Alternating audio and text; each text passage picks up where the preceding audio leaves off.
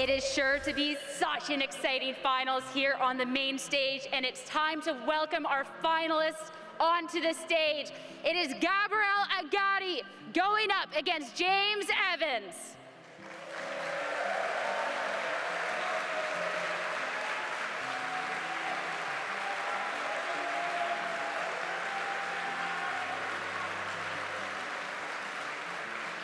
It's going to be an exciting finals here. Cannot wait to see how it turns out. Players, please take your seats.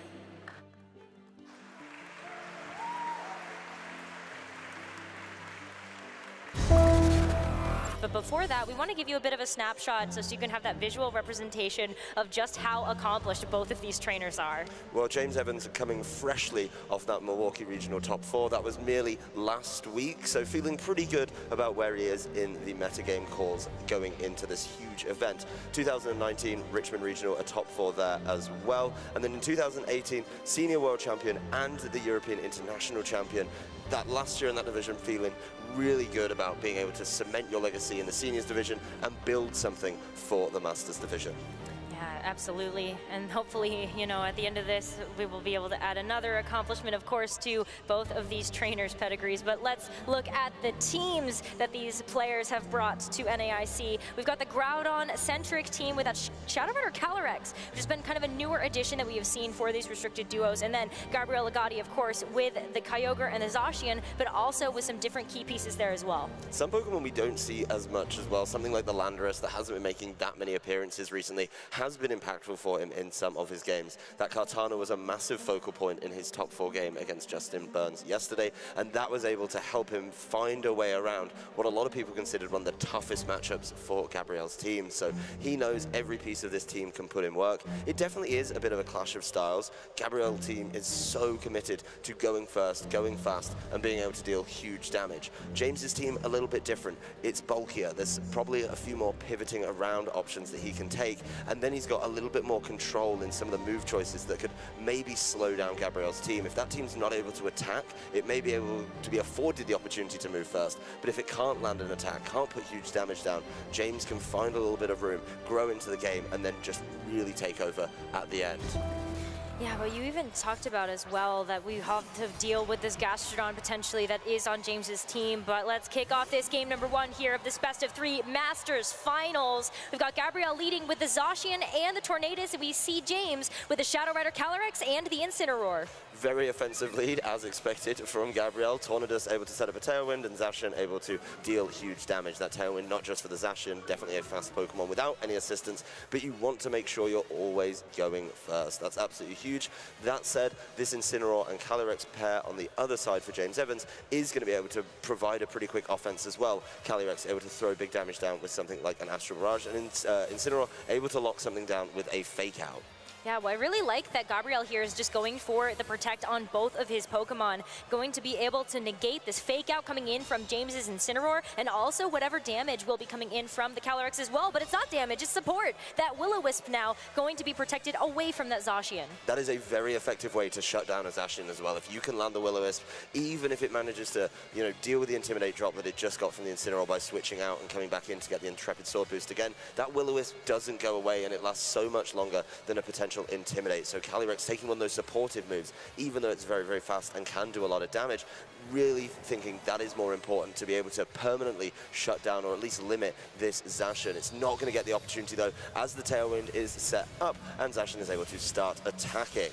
Yep, that Behemoth Blade going to be one of the fastest attacks on the field. Calyrex still going to be able to comfortably hang on from that attack to be able to fire off this Astral Barrage. Will land into both of the opposing Pokemon on Gabriel's side, but it's the follow-up from this Flare Blitz on the Incineroar into the Zacian that will be able to secure the first knockout of this game. And it just moves away from throwing out that normal sort of Will-O-Wisp and just saying, you know what, I want to be able to get this Zacian dealt with. You are aware of the Will-O-Wisp. If you switch something in, there could be problems. So I'm just going to start throwing down double targets and get one of those knockouts.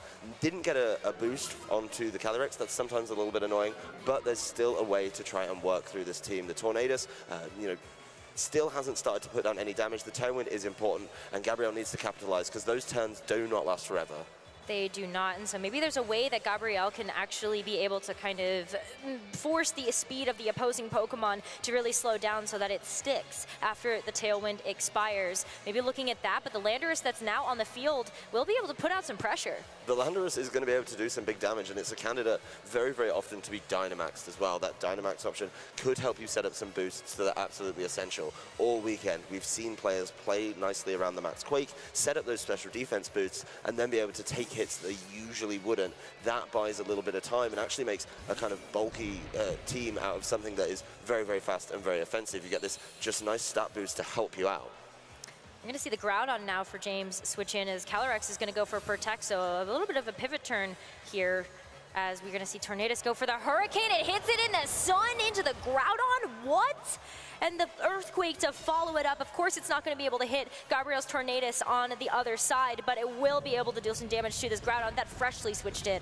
While it's not the traditional double genie pair as known by Thundurus and Landorus, Tornadus and Landorus are able to work very nicely together. You've still got the flying type on Tornadus, meaning you're free to Earthquake. And looking at the board, you've got to be feeling pretty good that you'll be able to pick up the Calyrex, then do some big damage to the Groudon, and maybe even the Incineroar that was in there before. That would feel really good if you can land that. And both trainers saving their Dynamax so far, so looking for a very safe endgame board position. But, you know, you've got to be taking these turns seriously. You've got to be making sure that you capitalize while the Tailwind is up. And James, trying to kind of stall through that with the Protect on Calyrex, knows that as soon as that Tailwind's down, he is very easily going to be able to deal with that Tornadus. There is one way to take hits a little bit better, though, and that is Dynamaxing. Yep, Dynamax here will be coming through for this game number one. It's the first one that we've seen all game. It's going to be that Groudon for James. It had already taken a pretty big amount of damage coming into the switch. And look at that. It is still going to be at about a third of its HP as we get a chance to see what the follow-up is going to be from there. It's an Icy Wind to be able to connect onto the Calyrex and the Groudon, so that is definitely one way to slow things down after the Tailwind expires. You were talking about it. Once the Tailwind's gone, you still want to be going ahead, and a nice Icy Wind doing good little bit of damage actually onto the other side, but getting the speed control most importantly. That means that you're just going to be able to land this Earthquake from the Landorus and knock out the Calyrex. Groudon, though, does get to respond with the Max Phantasm, and there'll be no more Icy Wind and no resetting of the Tailwind as the Tornadus is quite comfortably felled by that. Yeah, the Tornadus has definitely kind of done its job, though, but it does remove the possibility of Gabrielle getting a chance to set up a second Tailwind. Landorus, though, will be able to return its stats to normal with that White Herb, and that could be big, knowing that the Incineroar is still in the back for James. Those Intimidate drops will stick. Those Intimidates are definitely going to cause a problem because it's a double physical attacker pairing that Gabrielle has saved for the end, but he knows how to close out games with the Kartana. That is another Pokemon on his team that absolutely loves to Dynamax, and he just has a pretty natural speed advantage right now. Does, of course, have to maybe navigate the turn with the Fake Out on the Incineroar. Could hurt something like the Landorus by slowing it down for a turn, but at the end of the day, the Kartana's here, and the Kartana really wants to grab a knockout on something like the Groudon, get those Beast Boosts going, and run away with an end game. It is a 3-2 Pokemon at disadvantage, or advantage for James, disadvantage for Gabriel, but being able to get those Beast Boosts rolling makes that you get the first knockout because the Groudon's low, then you continue the game. Those second and third knockouts look way easier after a Beast Boost. Yeah, this is going to be a bit of an interesting situation to see Gabrielle navigate, though, because it is that Kartana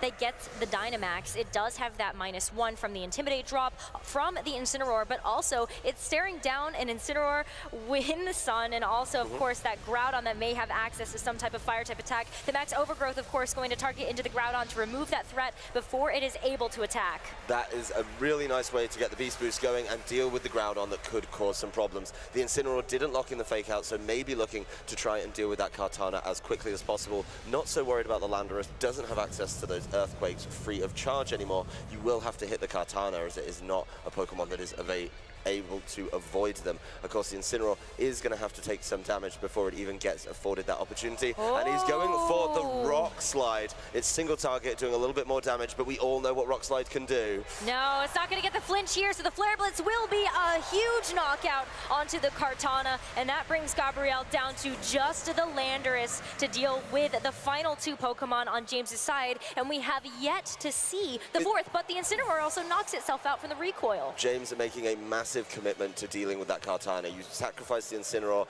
the Groudon goes down as well, but it's just going to be a straight up 1v1 to end this game, and a Pokemon that has been talked about all weekend as the last Pokemon for James Evans. That Gastrodon is going to be facing off against the Landorus, and based on the moves, it may be a very easy matchup for the Gastrodon. To see a Protect here is, yep, Gastrodon's going to go for the Yawn. This is a great way to be able to slow down the game, try to get the control into James's favor by putting that Landorus to sleep. But Landorus is going to go for a Rock Slide. It's really about getting these flinches now to try to make sure that you avoid as many as possible. And there's number one. The Harsh Sunlight also going to fade off the field. I believe he needs a number of those to try and do something.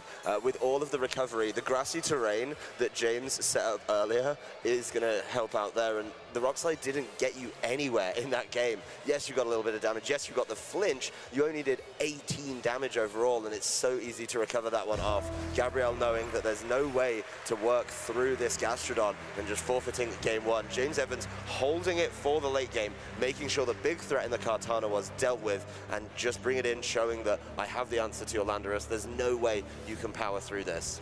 Yeah, you know, you could see that Gabriel was definitely going for what he needed to, though, there with the Rock Slide, really hoping to flinch the Incineroar and then make sure that the Incineroar could not fire off that Flare Blitz. But James Evans is now 1-0 in this Masters Finals best of 3 and is 1 win away from becoming your North American International Champion.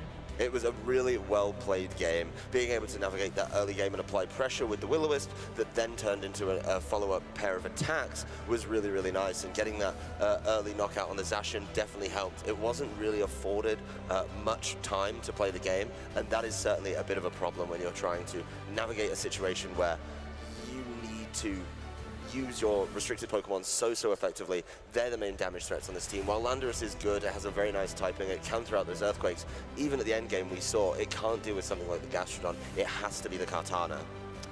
And Kartana was definitely the right choice for Gabriel to bring into that game number 1, and it feels so uncomfortable sometimes leaving your second restricted at home, but with that Gastrodon being in the back, then you could see that Gabriel really was focusing on making sure that that Gastrodon wasn't going to be a big problem. James waited to bring it out at the perfect time, though. He knew the Kartana had gone down. He made that big commitment with the Incineroar to knock it out with the Flare Blitz, knocking himself out. But he had control of the weather, so it was a very easy knockout to get indeed. Just being able to power through that turn is absolutely huge. And then as soon as you reveal it at the end, Gabriel took a turn to protect, see what he could do, and then with the recovery, didn't even get the damage to stick. So has to find a potential alternative to deal with the Gastrodon, or just make sure that Kartana stays safe. Well, the other thing that I think is going to be a bit of an obstacle for Gabriel to overcome is how much ability James has to really control this pace of this game with the damage mitigation. We saw the Will-O-Wisp on the Shadow Rider Calyrex, which is going to be something that is not super easily avoided unless you are able to land those protects. But on top of that, you also have so many options for sleep. You saw the Gastrodon go for the Yawn, and then the Venusaur, of course, very typically carrying that sleep powder. And how does Gabriel really shut that down without having access to something to be able to change it over to electric terrain or misty terrain? It's going to be a tough ask with the team that he's brought to control the terrain, or at least the ones that you were just talking about. The leads are being run back by both of these trainers, so being able to take that Tornadus and Zacian combination again, try and get a little bit more out of it if you're Gabriel. I think he needs to get more value. Can't just give it up to an Astral Barrage Flare Blitz combination. Or this Tornadus needs to put in a little more. It did land a Hurricane in the sun, not where you'd usually expect it to hit, but it felt like after that time, it just wasn't doing enough. The Icy Wind maybe helping out a little bit, but not that damage you need. Yeah, well, Gabriel is in a similar situation to this game number 1 as the leads are identical. Sitting in front of the Shadow Rider Calyrex, that Zacian should be nervous about the Will-O-Wisp that could be potentially heading in its direction. And so we will just see a run back of this turn 1 of game number 1 as Tornadus at least goes for the Protect, and Zacian will follow that up as well. Just don't want to deal with the fake out, and that's the best way to do it. It does mean in the second turn, though, you're a little more predictable. You are in a position where you know that both of the opponent's Pokemon had double protected. So you can say you either have to go for the second one in a row, which is very low probability, or I'm just going to be able to land my attacks no problem. Yeah, I feel like that was a bit telegraphed, of course, because once you protect once, you're not often going to be able to get that second protect as well, just looking at what the probability of that looks like. But in the second turn, this is where I think things can really start to change around, as you still have access to the Shadow Rider Calyrex, and with that Zacian with that -1, or at least neutral attack now from the Intimidate drop, it's not going to be able to easily take out the Shadow Rider Calyrex. It's going to be a tough ask. You have to hit it at least twice to be able to knock it out, and sometimes you're just not able to do it. But James is actually the one making an adaptation, showing that Gastrodon off much earlier, switching it in for the Incineroar. Calyrex is going to get this Astral Barrage damage into both the Tornadus and the Zacian. They still hang on, just as we saw before, but the Icy Wind this time around. Calyrex is going to avoid the attack, though, and that is huge. That is where he really wanted it to hit. Make sure that he gets to target that down, obviously lower the speed and help out, but also break the focus sash for later, meaning he can knock it out a little bit easier. The Gastrodon coming in very nicely there, able to tank up those hits quite comfortably, and of course start recovering with the leftovers. But the Calyrex has been untouched in that turn. It is still going to be at full speed. The Icy Wind didn't connect. Not only missing out on the damage, missing out on breaking the focus sash, but missing out on dropping that speed as well. So Tornadus, being quite respectful of that, doesn't want to hand over a boost from the ability, doesn't want to get caught by this Astral Barrage. Well, the Astral Barrage at least will be attacking into the Zacian. So hang on from that first one, so should be able to take the second. And now Zacian able to use this Behemoth Blade to try to lower the HP of one of these targets to make it easier to secure the knockout here, because that's not going to be enough to get the knockout right now on the Shadow Rider Calyrex. It wasn't enough in the last game, and it's still not enough in this game. But getting it low means there is a world where you could pick it off with something that comes in place of this Zacian, caught by the Earth Power from the Gastrodon. A very easy knockout to get there, and Gastrodon was left untouched, so a little bit more recovery, looking to get healthier and healthier every single turn. Of course, this Tornadus does need to start finding that speed control. That is going to be really important for Gabriel to get back into this game. Well, at least you could go for something like the Tailwind in this upcoming turn, and Gabriel has the choice now of what he really wants to bring in next to that Tornadus, but we're still kind of in this still awkward position where at least we have the Kartana on the field now. It will be able to deal with that Gastrodon pretty handedly, but that Calyrex is still so fast, so hopefully that Tailwind's going to be enough to push that speed over the edge. Even if you set up the Tailwind, though, the Kartana is faced with an awkward situation. Where do you throw the target? And Gabriel is going to have to make the right call. It's something you have to do with these teams. You always have to make sure that if you're trying to get the knockouts and get the ball rolling with Beast Boost, you're not wasting turns attacking into Protect or missing knockouts. Does mean that the Tornadus gets the setup for this Kartana, and no Dynamax right now. No, it's just going to go for the Leaf Blade here into the Calyrex. We'll be able to secure the knockout here, and that does mean that that Calyrex is not going to be able to get another Astral Barrage off. But more importantly, this Kartana is starting to stack up these Beast Boosts. Well, getting that Beast Boost is huge, meaning pretty much anything on that side of the field is going to be able to get knocked out. But James is probably going to force that Pokemon away. The Kartana can't get caught by a Sleep Powder, but it can get caught by a Yawn. That is really big from James, being able to say to that Kartana, you have to leave and try and come back later. That could be a turn that he could really try and punish. And this Gastrodon could do a really long sequence of Yawns and Protects where you actually control one slot on your opponent's side of the board, you yawn it, then what they do is switch it out and you just yawn it. You end up kind of locking the slot in a way that they don't want to leave it on to fall asleep. While you do that, if you do it to the Kartana slot, what is the Tornadus really going to do? Is it going to fish for Hurricanes and try and get that confusion? That's probably one of the best things it can do to contribute, because the Icy Winds aren't really going to be racking up anywhere near enough damage. Yeah, that really is the only other option, is trying to go for those Hurricanes. The fake out, though, onto the Tornadus, and look at this. Kartana's not leaving. It just wants to go for the Leaf Blade now to be able to knock out this Gastrodon. It will just go ahead and fall asleep here after doing that heavy lifting. Gabriel deciding that that trade is absolutely worth it, though. Dealing with the Gastrodon, the Pokemon that caused him so many problems in the end game of game number 1, had to be done. Yes, you're going to go to sleep, but you at least don't need the Kartana as much now, because you are able to just, you know, deal with that. You get to see the Groudon as the last Pokemon, and the Kartana, you know, would love to be able to hit that, but, you know, you've got the main target dealt with. You do. And that was that Gastrodon, which was going to be so difficult to be able to get through, especially when it was just that Landorus in the end game. But now that that's gone, it almost begs the question, is it the Kyogre that's in the back here?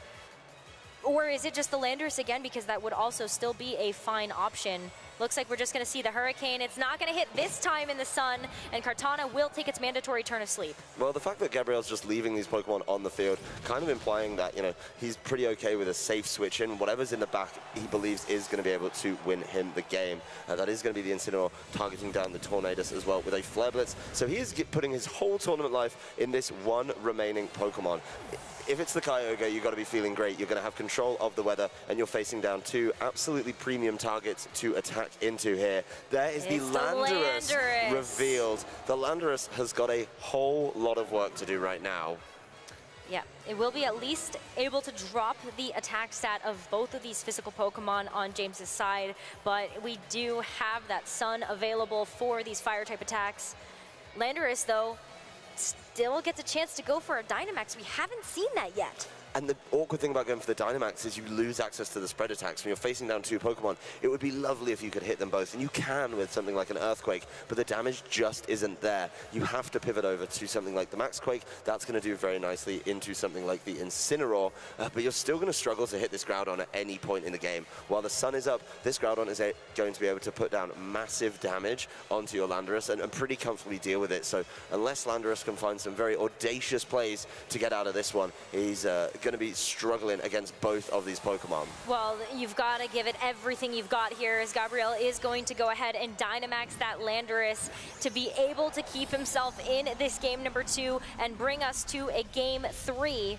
It is the championship title on the line for both of these trainers right now. Yeah, Landorus being asked to do so much work. Of course, there is going to be another Dynamax. Both trainers saving it for late in this game, making sure they had the perfect board position before they decided to lock in one of those Pokemon. But right now, James is definitely not concerned about what he is going to do. He knows his game plan. He is just a couple of turns from potentially securing that North American International Championship. Groudon, the choice, a very popular choice for those Dynamax options. And Landorus Max Rock Falls, that at least gets control of the weather away, and it goes into the Incineroar. Yep, it's not going to be enough to knock it out, though. Incineroar able to hang on with just a sliver of HP. Of course, that Sandstorm is now going to be blazing across the field as the Max Phantasm to go into the Landorus here does only a little bit of damage, but it is about this effect of dropping the defense for both of these physical Pokemon. However, the White Herb still going to come into effect here as Incineroar just able to get this parting shot from that critical survival.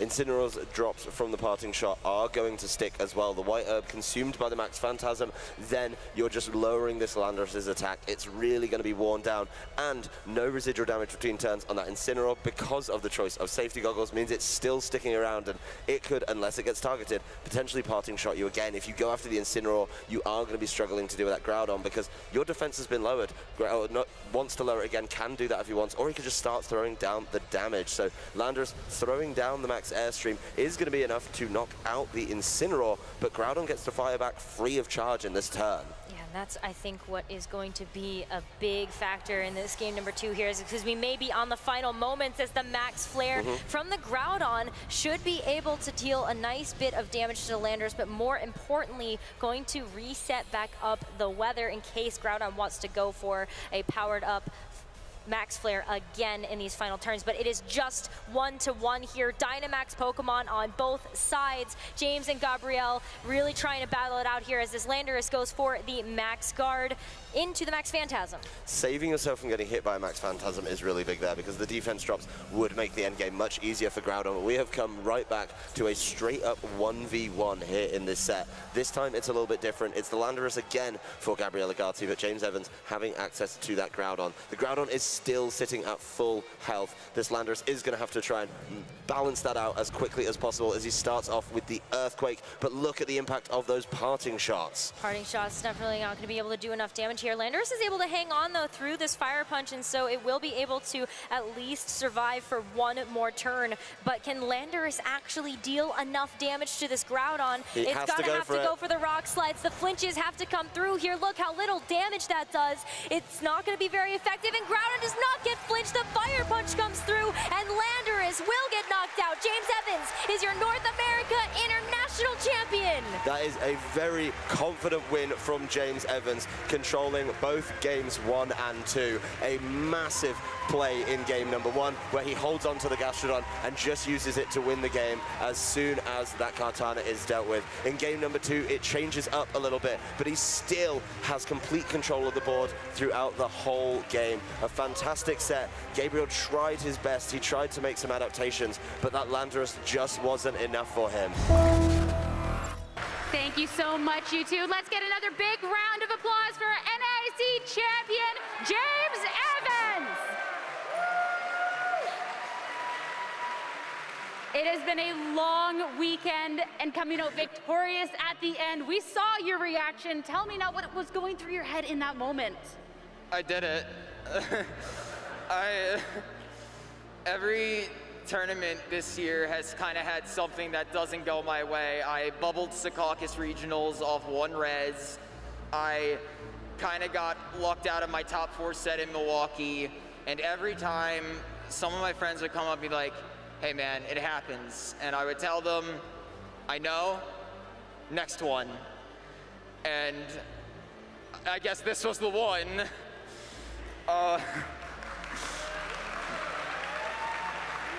It certainly was, and an international nonetheless is definitely a great one to be winning. So what was different about this event? Was it just you got unlucky the other ones? Was it the team? Was it just your pure determination? What was the difference this time around? So I didn't practice anything between Milwaukee and this. It's the exact same team. And like, I was just confident in the sense that I was like, this team's really good. I like running it. There's nothing else I could possibly change about it. I'm just gonna run in and see what happens. And even though I started off good, I played 2 of my worst matchups day 1, and then I kind of got off to a rocky start. I lost 2 games within the, or like 2 sets within the span of 3 rounds very early on. And at one point, it was pretty much on death's doorway. My Groudon got crit in Dynamax and just knocked out immediately, and I was like, that's it, I'm done. I'm out. But something just hit in my head, and I was like, it's not over. It can't be over. And well, here we are. Good stuff, good stuff. And then let's talk about the team a little bit. In particular, I want to talk about the Gastrodon, because talking to Agati yesterday, he was talking about the strength of Kartana on his team, and that's something that Gastrodon doesn't face off against well. Yeah. So I want to know your decision making in bringing it to the matchup still, and if you're a little worried about that. Kartana was the #1 threat. As soon as I saw his team and it was a Life Orb, I was like, okay, I can't dance around it or anything. It's going to knock out something and get a boost. So the best way possible was pretty much to just force it in. And if I could Dynamax or just knock it out immediately, I basically needed him to focus down one of my Pokemon, and whatever one he didn't focus down, that one had the job of knocking out Kartana. And because Gastrodon's kind of so fragile into the matchup, you need it for Kyogre. But of course, they're gonna bring Kartana, obviously. You can kind of play mind games with, oh, they're going to protect, so I'll just knock out their other Pokemon and get a Beast Boost, then knock out the Gastrodon, which is what I tried going for in game 2. I just tried yawning it because I was like, well, it's either gonna knock out Gastrodon or it's not, because there's a very low HP Calyrex on the field. Yeah, then you're worried about the Kartana, but then heading into the finals and up against Agati, how were you feeling in general about your chances in taking this championship title? I was extremely nervous. Agati's an incredible player, and this was my first time fighting him. I had no idea how his playstyle was. I just know he's got this team that I've played on ladder like 70 trillion times, but it's very different, and he's very good. But part of me was like, I've done this matchup a bunch of times. I can do this. It's doable. And I just kept telling myself that the entire day, all last night, all today while waiting for this final. I just believed in myself, as corny as that sounds. But yeah. No, it was well fought. At what point during the match were you like, wait, this is my title, I've got this? Was it when we saw the Landorus at the end? Did you believe that there was a chance you could still come back? What was that moment? So when I knocked out Tornadus and Kartana, I was like, this is it. Like, I'm gonna do it. And then I was like, wait a minute, he could just have Kyogre, and then this becomes a problem. Thankfully, he didn't, but it's still kind of close because he can always Rock Slide Flinch. And it's like, ooh, it's kind of scary. I don't want to get Rock Slide Flinch into Earthquake crit. That would be a very bad way to lose. Definitely scary stuff, and at the end we could see just how excited you were popping off on stage. You're a type of person that wears your heart on your sleeve. How does that help with how does that go against you though, with nerves though, and those other emotions once you hit this stage? So I was extremely stressed out the entire set, but like I said, I just kept telling myself I can do it. One more set till I win, and it kind of just suppressed the pressure. But to say that it wasn't there the entire time would be a lie. Every match was stressful. Almost every single one of my sets went to Game 3 this weekend, which is like, kind of extremely stressful. But yeah, I was feeling particularly like calm on the outside though going into this match, but as soon as I won, as you could see, I apologize for that, but. Well, you're understandably excited, but you made it. You are the champion. Is there any shout-outs, any final words that you have to those watching and cheering you on? I want to give, first of all, thanks to my friends and family, mom, dad, non, sis. I love you all. Poppy, Tony, I love you. I love all my friends, everyone who's ever supported me. It means the world to me, and I'm glad that I can inspire and be friends with so many people. I'm really grateful. Thank you. Give it up once more for your NAIC champion, James Evans, everyone.